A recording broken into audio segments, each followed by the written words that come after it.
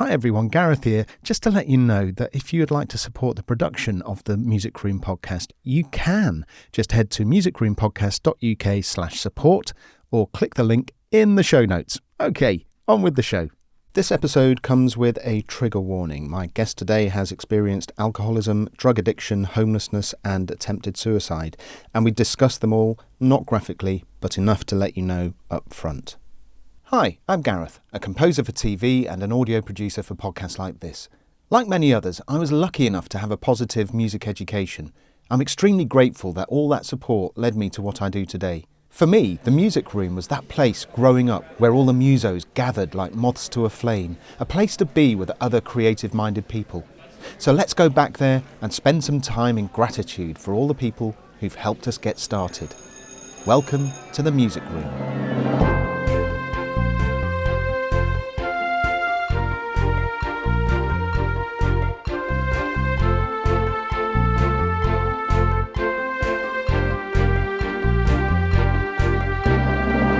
This week in the Music Room. I started off playing music because I felt like it made me fit in the world, right? At the age of, music made me feel like I fit in at the age of 3, 5, it's just something ridiculous. So now I just, for better or for worse, I try to write things that are, I don't want to use authentic, but true. Hello and welcome to another episode of The Music Room, the show where I chat with composers, songwriters and musicians about who and what inspired them in their formative years. We have some amazing stories from remarkable guests, so do go back and have a listen to the other episodes at musicroompodcast.uk. In this episode, we're going to hear from Ben Shirley, whose turbulent road to becoming a composer takes many twists and turns. It's a story where you have to accept that perhaps Ben wouldn't be the composer he is today without the trials he's faced in his life. It was a real pleasure to chat with Ben, and I hope you enjoy listening too. And stick around because Ben will be leaving not one, but 2 items in the music room. Well, actually 4 in total, but you'll see what I mean. And that all-important advice. But first, music stories.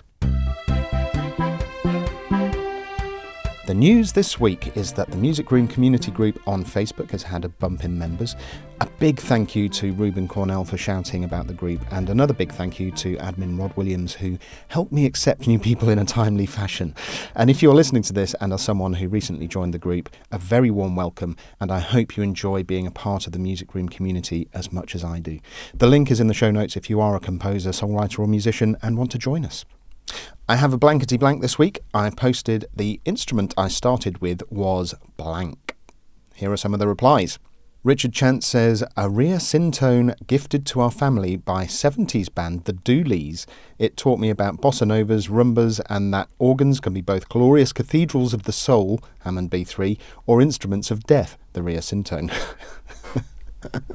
Thanks, Richard. The Dooleys, go and check them out on YouTube. They're like a cross between ABBA, ELO, 10cc, very 70s. Michael Tedston says, my first instrument was the recorder because my dad ran a Renaissance music group that rehearsed in the Glasgow Arts Centre. We've still got a 7-foot contrabass recorder from those times. Later I was taught the lute at school. Thankfully, Michael also posted a photo of said 7-foot contrabass recorder. What an astonishing instrument.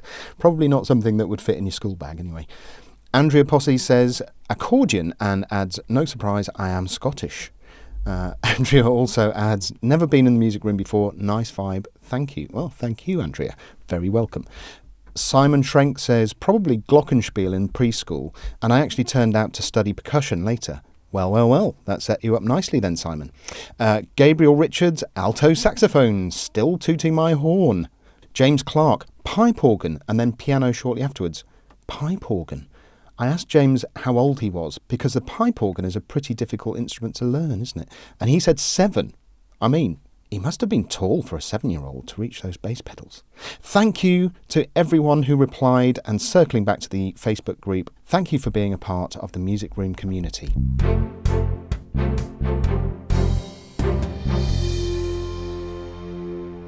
Ben Shirley's atypical path to success informs his music. A touring musician for 25 plus years, Ben was previously signed to Epic Records as a bassist, releasing rock radio singles, charting in the top 5. Not long after, drug and alcohol addiction drove him into homelessness. In 2011, Ben sought refuge at the Midnight Mission in Los Angeles' notorious Skid Row. He returned to school and rebuilt his musical life from the homeless shelter. And in 2015, Ben was accepted into the San Francisco Conservatory of Music, where he studied technology and applied composition. Fast forward, and today Ben is 10 plus years sober. His works are commissioned, performed, and recorded by prominent ensembles, including the Grammy Award-winning Pacifica Quartet and Quadre. His music has been performed by members of the Los Angeles Philharmonic, the New York Philharmonic, Los Angeles Master Chorale, Los Angeles Chamber Orchestra, and the Los Angeles Opera. Let's find out more from Ben himself.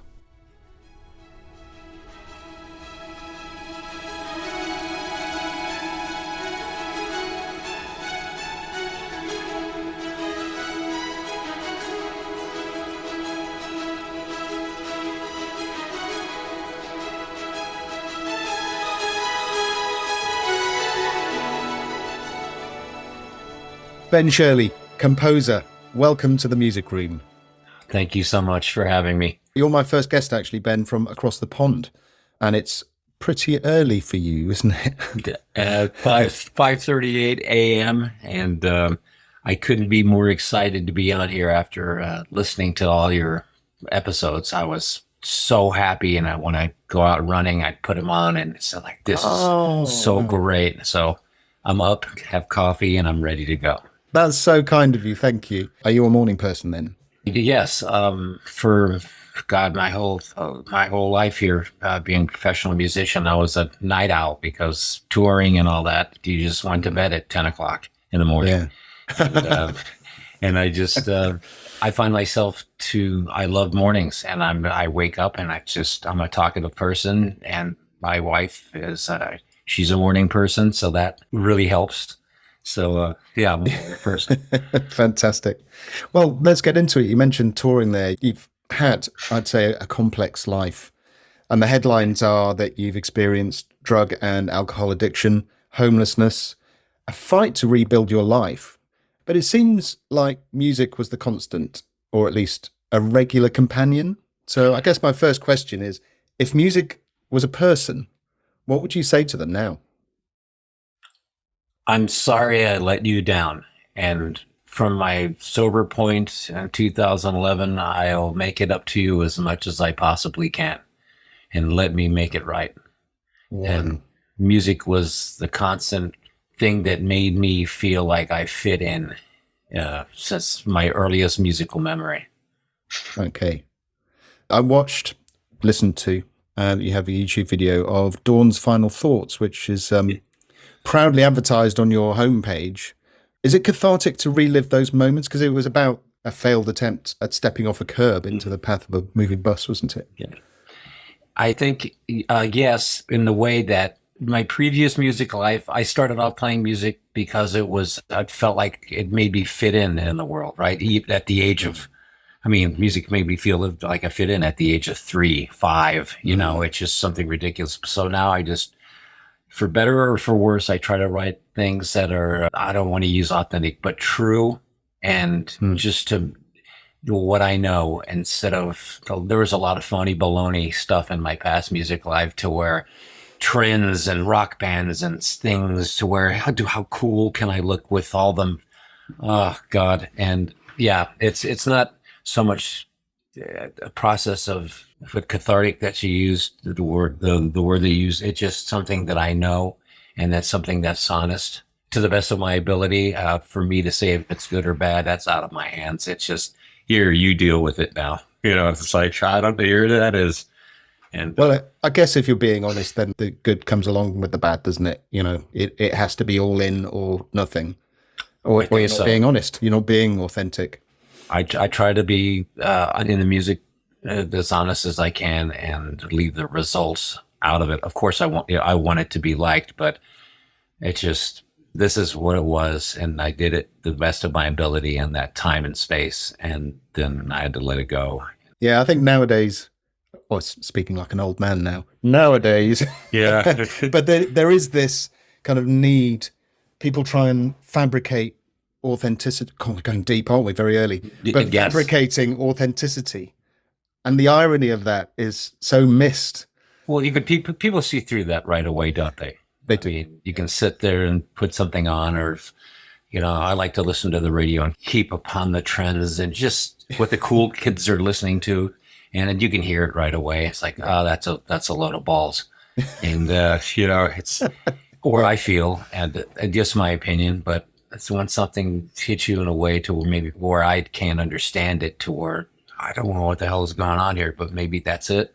And we know the artists that come out to where it's like, well, that's just brilliant stuff, and they dare to be different, and there's that authenticity, for better or for worse. There it is. Yeah. Dare to be different or dare to be themselves. Yes, that's because that's personal, and that's like, here it is. It's all raw and uncut. Here you go. Now dissect me and do all the things you do to me. Yeah. Well, as well as shortly becoming an alumnus of the prestigious music room, Yeah, thank you're you. also alumnus of the Gabriella Lena Frank Creative Academy of Music, if I've got that right, Yes, and the Tidrix Distance Learning Program, and you're starting a 2-year Composing Earth program. Is that right? yes, I am. Tell us more about that. First of all, Gabriella is one of the good ones, and what an amazing human being, and it's just a monster composer. It's just what a special person. She's living in Boonville, California, right up where the fires are, right past San Francisco.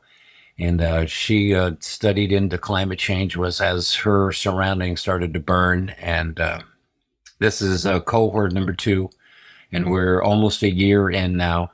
And she asked alumnus of her composing. There's a program where she brings in composers, and we stayed at her house, and she allowed me to be in this group through an introduction from my old job in Los Angeles, and I didn't believe in I'm not a denier, but it's like climate change. Okay, very good. We have enough to worry about, and there's a lot. And now it seems hip and trendy to be a climate believer, and it's like I don't believe in this at all. So I knew right away. Gabriella suggested it. I would reluctantly jump in because she's very truthful and very honest, and it's like, and if I don't believe it, and I don't know it all, and here we go. So we are studying with Rob Davies, and he's a professor at the University of Utah, I believe, in Salt Lake. And if I get this wrong, I'm sorry, Rob. And he's on climate change, and we're studying through lectures and music, and through Zoom. And it's eye-opening. I'm not the flag carrier for climate change yet, but I'm learning something new, and I'm staying open-minded in willingness, as we say in recovery, right? So I'm learning about that and what I can do in my part here, living where I live now instead of Los Angeles, from recycling to what's my carbon footprint. And being in LA, you drive, you live in your car. And now it's just, what can we do for the planet that makes sense? So now we have, my wife's got this big garden right out back here. And so we hope to go more self-sustainable. And, it's just a lot of things have changed, with her direction. And the music is just amazing. And the young composers, I say young because, not fooling anybody, but they're just the questions they ask. And there's so much. I can go get into it for the next 2 hours on this. It's just great. Yeah. Well, best of luck, and I hope you got those details right. I'm sure you did. I hope so. Yeah. If you're ready to go back in time, Ben, Yes. let's go and discover how it all started for you. The heart. Yes. Here we are back in time. Amazing how it happens. It's magical. Tell me, Ben, what are your first memories of music? I did think that's your question. And in every episode, I go, what was my first memories? One of the first ones that scared the living Jesus out of me is when I heard as a little kid through the story of my best friend, my green transistor radio, was Whole Lot of Love by Led Zeppelin. Wow. And I used to fall asleep with the radio in my pillow, my earliest memories. And it was in the breakdown, cymbals and backwards, they just the middle section of Whole Lot of Love, and it scared the Jesus out of me. And I knew that was just, all the goosebumps. I didn't know what that was. It scared me, but at the same time, I wanted more. I guess it's like drugs and alcohol. It scared the living hell out of me, and I wanted more.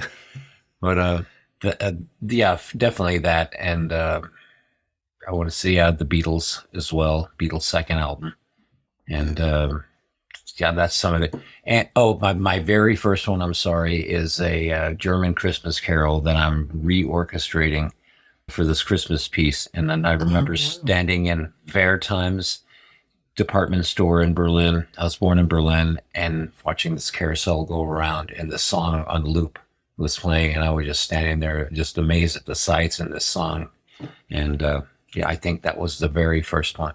Sorry for the long answer. No, that's great. So you have moved around a bit, haven't you? Because you were born in Germany. Yes.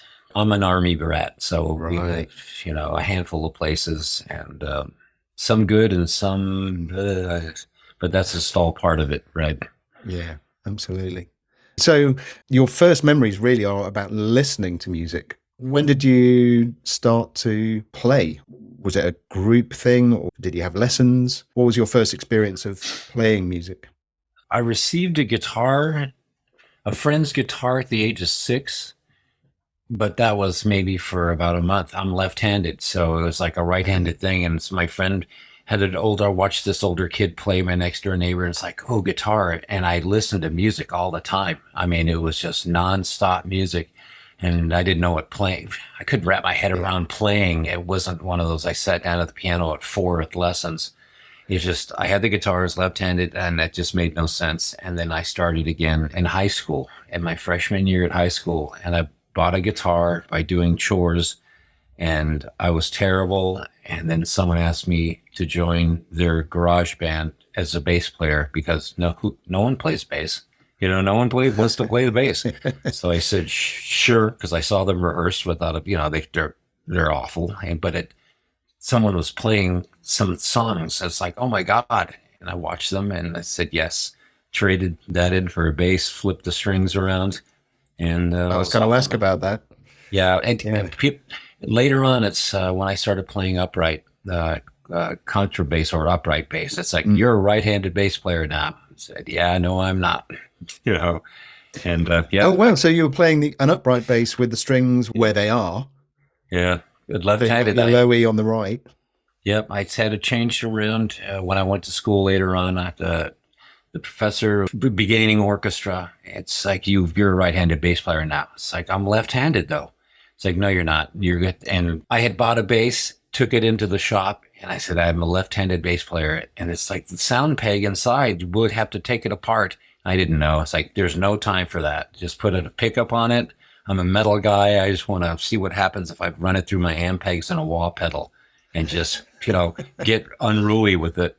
And I brought that to orchestra, and I had someone who stood up for me and says, yeah, he's a left-handed bass player. Let him do that. And I went into orchestra and stunk up the joint playing left-handed, left-handed bass. And those days are behind me now, thankfully. I can imagine that would be incredibly off-putting for left-handed guitarists and bass players to be forced to play right-handed and not actually realize they're any good. Yeah, there's a lot of us out there who are left-handed. It's like, you're right-handed, and the money issue and just having this stuff available at the time, I resented. Of course, I hated myself about everything. But it's like, I knew I should have been right-handed. Now I wish I would have played right-handed, and everything costs so much more, and I can't play when I walk into a music store, and, ridiculous stuff. But I'm glad I kept it. You look at photos of Jimi Hendrix, for instance, and you think, that is so cool. He's got his guitar upside down. Yeah. Yeah. Yeah, because Hendrix made it look cool. Being it. Like we said, there's my upside down Fender copy. It's like, I'm just such a terrible person. Look at this. It's awful. So effectively you're playing live in high school, playing with bands and the orchestra. What happens then? Got it. Orchestra was when I started going back to school, when I was in the homeless shelter. That's when that happened. But in bands in high school, played all the metal covers. Everyone hated us. Played backyard party, keg parties. A lot of people I mean, it was complete chaos from fights to the police.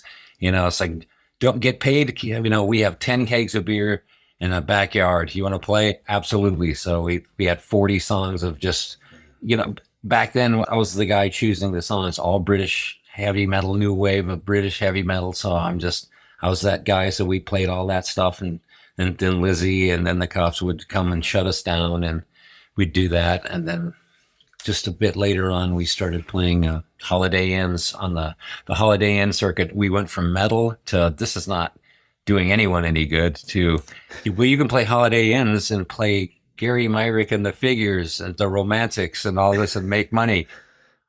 Well, hell, okay. So being a young kid, making, you can make $200 a week, free alcohol and a room.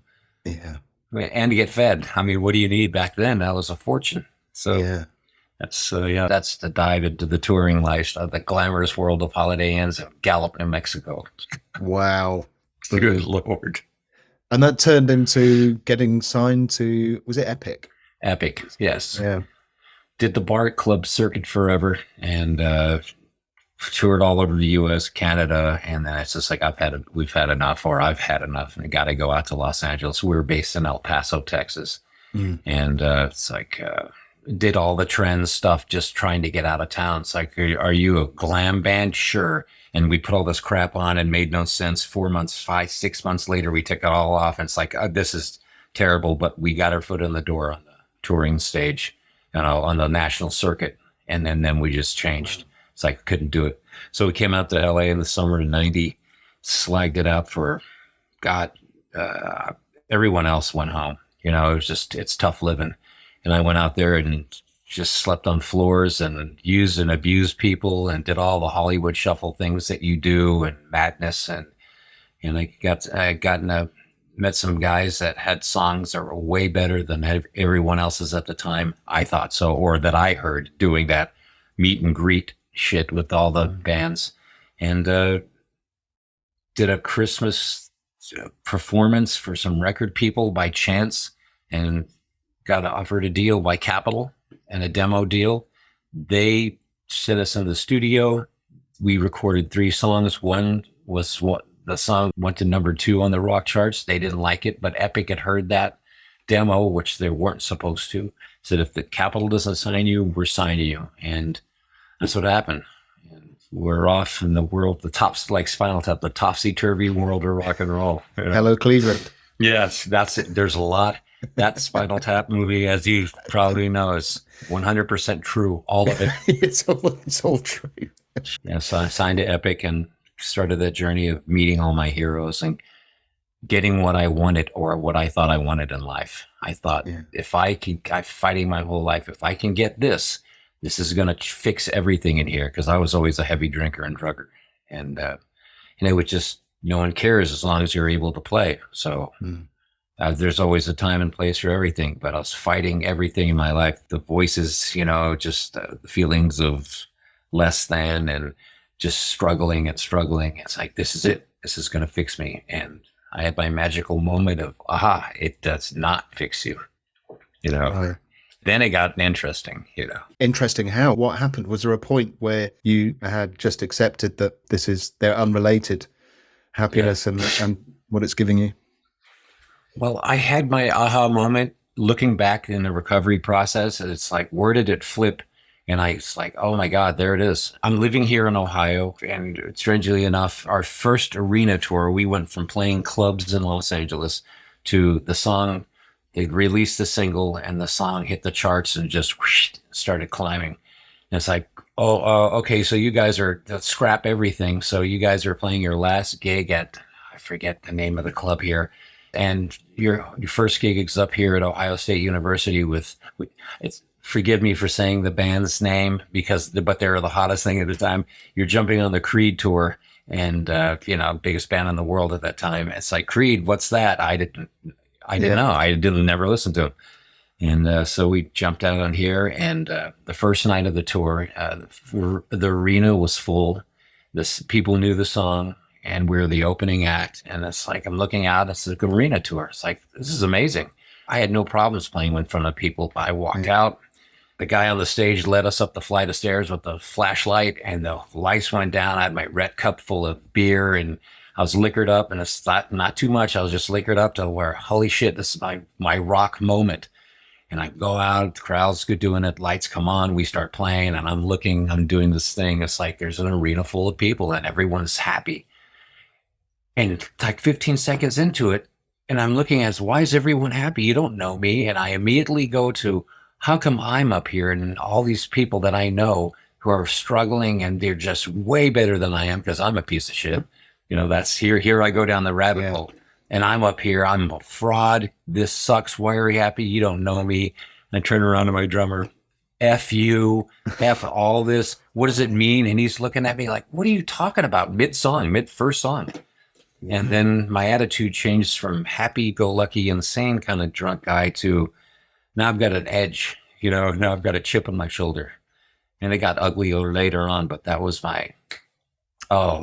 Later realizing that didn't fix anything, You got what you wanted. There's a lot of things leading up to that. I got to meet my heroes leading up to that, hanging with Black Sabbath in the Forum, watching them do their reunion thing, watching them get their platinum record for their reunion, to just meeting my heroes. It's like, oh my, I can't believe I'm living this thing to where, I mean, I'm not trying to name drop or anything, but there's a lot of experiences. I'm part of this now, It's just good. Thank you, God. And then that get up there on stage, it's like, this is not what it's cracked up to be. They didn't fix this thing, Yeah. That obviously led to you not being in that situation anymore. But the band ran its course due to lack of originality, as I call it. It's just like we had some songs, it's memorable stuff, a few of the songs, and it's just like, and it just petered out. Drugs and alcohol, I wasn't involved in that one. And money issues, of course, when money's involved, publishing deals and all this stuff, and it's just resentments, and I'm out of here. Did the second record and I'm out. And got in another band that we formed with a limit of, there's no such thing as no. So formed it with our drummer from UPO and a guitar tech. And we all vowed to become insane drug addicts and alcoholics. But we had money. And it's like, there's no such thing as no. And we were a 3-piece with massive gear. I mean, it just loud, and 15-minute songs of 2 riffs or 1 riff, and just became sludge heroin addicts. And made proper records with some big producers, and we did not care. And that's what it took me over the edge. Right. It sounded like a bit of a self-destructive path. Yeah, we didn't care. Yeah, we didn't care. There's no such thing as no until I pushed it too far. Then all of a sudden, there is such thing as a no. Yeah. You're fired. And and then it went downhill after rehab, psych ward, rehab, psych wards, and then homelessness. And the Skid Row homeless shelter, it appears to be your turning point to your road to recovery. I got beaten down and couldn't die, couldn't shoot myself, but I couldn't die of overdose. I pushed it to, I couldn't die. And it was so painful. And I wound up in the midnight mission in Skid Row in 2011, May 23rd or 26th. I always get those dates. It's Friday, one of the last Fridays of May 2011. And I was let in on a Friday, which doesn't happen. I'll keep that long story out of it. But I had my aha moment sitting up there in a dorm. One dorm was 130 something men. The other dorm was 130, 140 men of ex-murderers, gang. It's ground zero, right? It's like, it's ground zero. And I had my moment of quick, it's over. It's all over. And I never had that before. And then that went away. It's like, there was always when I get out, how am I going to interact with all my friends in this music situation? There's always I'm conniving and scheming how to keep it all rolling. And I just sat there, and I had no one else at that time. Someone dropped me out there, and I had no one else. I burned everything down, and it's over. And that's what started my journey. And I'm still in touch with the mission today, and I work with them. And it started my journey of, epic proportions, Your sound now couldn't be any more different to what it was then. Was that a conscious decision to stay away from that style of music, or was it just kind of a natural route for your creativity to explore? Well, it's run its course, at the time when I got sober, it's like I'm at an age where if you're in an established band for 20 years, of course people want to see you play the hits, but it's like that's my time has come and gone in that. And at the 6 months part at the Midnight Mission, you have the option you had the option to go to school or get a job. And I said school. And I was a D student in high school. I smoked pot, failed guitar class, and learned Black Sabbath cover songs. And I couldn't wait to get out of there fast enough. And I chose school. And they had an electronic music certificate program to where maybe I can get we call it an SRO in Skid Row, a single room occupancy, to where maybe I can get a little recording thing and I could record some songs and I'm working my McDonald's job. And that's all my goals and dreams then was maybe I can hold a job so I can buy myself some clothes instead of getting donated clothes. And I went to school there and they said, here's our program for recording and all this stuff. Here, take this. And okay, I'm a D student. This is going to fail miserably. And I took that and financial aid allowed me to take that at Los Angeles City College. And that started my way into sitting in the front of the class and asking all the questions because I was too old to care about looking stupid. And I just started to learn about music, and I didn't make any conscious decision. I just knew that rock life was over. And I didn't know. Maybe I could just plunk along in my room. And recovery taught me to sit in front, ask questions, be of service. And I became an A student, honor roll student, Dean's List. I don't know. It's recovery, not me, And but you did that. You say it's recovery, but you have to take responsibility for your recovery, don't you? So, well, I can control showing up, and putting the work in and everything else around it. It's just if I start trying to force my will into things, it always goes sideways. Still to this day, it's like, this is what I'm doing, and God help you all. It's like, no, I call it God, but it's like, yeah, that's pretty funny that you think you're going to do that. But how about this over here and be in enough pain to try something new? And it's like, oh, but I finally started to read notation. I could read music. Shocking. This is amazing. Classical music, never understood it. It's beautiful. But it's like, what does it all mean? And I had a teacher listen to some music with me time and time again. It just beat him into the ground until it clicked. And went, oh my God, Beethoven's Violin Sonata to me gives me the same feeling as Black Sabbath 1 when I put it on and sit there and just, as a kid, clench my fist up and I go, I don't know what's happening right here, but I want to burn this thing to the ground and I'm alive. Yeah. And I got that, and I wrote a few things that sucked. And it's like, well, you're a composer. What? And it's like, composer. I'm a bass player, and I'm just trying to, I got to walk to Skid Row tonight after classes at 11 o'clock tonight and hopefully not get murdered. So a composer, and that's what started the journey. And now I'm consciously trying to stay away from, I like the heavy music still, and I listen to that. Yeah, but I don't want to be metal guy writing classical and fall into symphonic metal, which, and, or that kind of thing. There's heavy music out there that gives me that feeling of clenching my fists and just, oh my God. And it's out there. Prokofiev, gives a great example of to where that guy is, or the overused name, but my guy Beethoven is metal before. My coffee cups says angry before metal, and it's got a picture of Beethoven.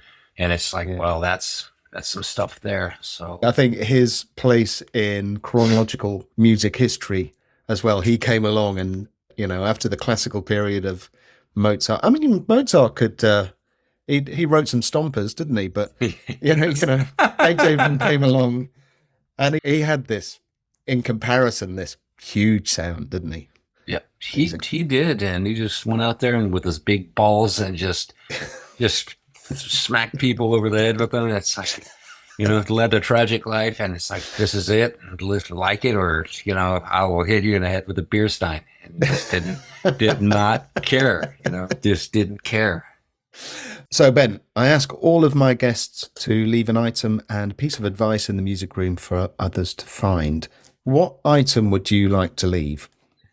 That was such a hard question because what helped me out, I'd love to leave my little green transistor radio because that's the thing that inspired me. If I can leave two, please, may I? Of course. Yeah. I'd like to leave my little green transistor radio that was my friend and made me feel like a part of the world. And it's my spiritual little pocket spiritual guidance, if you will. And I'd also like to leave these three little books that I found so valuable when I started my music journey at Los Angeles City College. The essential dictionaries here, the little ones that I carried around, music notation and orchestration. It doesn't dive into it like the Gould does, obviously, but it shows, I didn't understand tuning in fifths and on the violin. Tuning in fifths, I was still so new and scattered, and I could just look up violin or bassoon ranges, and I would read about it and get so excited, and I'd have these books, and the beginning music students like, what does it say about? And I was that guy to the kids to where my book says, or harmonics, harmonics here. It's like, ooh. So I'd like to leave my little books of essential orchestration, music notation, and my pocket music dictionary. That's fantastic. I think you're the third person to put in a book of orchestration. All different books as well, which is quite nice. But I think it shows the need for understanding other instruments, especially if you're writing for them. And believe me, I don't understand anything about anything. So it's just, I'm not that kind of like, I'm found out how I'm a fraud, but I'm trying. I'm sorry. Not in the slightest. And, I've seen you have used harmonics and string effects, I suppose, in your writing quite a lot. To great effect. It really builds an atmosphere, doesn't it? Wow. Thanks for the kind words. And I'm just trying, and it's so hard I know what I can sit and go into the studio with a guitar. It's like, how do you write that in a thing with string effects? Lean guitar on amp at 90 degrees, turn up to, it's like, I know how to do in the studio to make it do that thing to where I like it, but how do you put that on the page? Yeah. So it's always an exploration, and it's just getting access to performers who are willing to do that, and definitely by no means, I'm not a new music guy, to the sense of where there's some out there stuff, and that's not me. And now I'm getting access to players to where, wow, this is cool, or who are buying into it, and it's like, yeah, I'll buy into that and play it, and not just wash over it and go, that's a nice paycheck, and how's this? I'm out of here. Yeah. So now I have it's a group of people that are willing to help me out, and it's every day is a learning experience. And it's like I was like when I was a little kid discovering music, just drinking it in, and so excited, and of this rich history of, on music. What advice would you like to leave in the music room for others to find? You can do anything you want to. Allow people to help. And this is overused, but it is what it is. And be yourself, for better or for worse. Yeah. And we always aspire to be, man, look at all the stuff they're doing, and I'm never doing that, and I'm so far behind, or I can't do it. Oh God, just work hard, Yeah. And I have a bad habit of falling into the cracks of I'm hyper focused on this and not shirk my responsibilities, but not disregard, but I put off other things, that surround me that are meaningful, to the point of where if my wife wants to do some things, and it's like, I've got to work, don't you know? And be mindful of that as well. We have to have the outside experiences. You have to love your family. And I'm not going to say love yourself, hate yourself. Maybe you'll get some great music out of it, but there's some beauty around you that don't neglect those responsibilities and those gems as well. That's valuable advice, Ben. Thank you.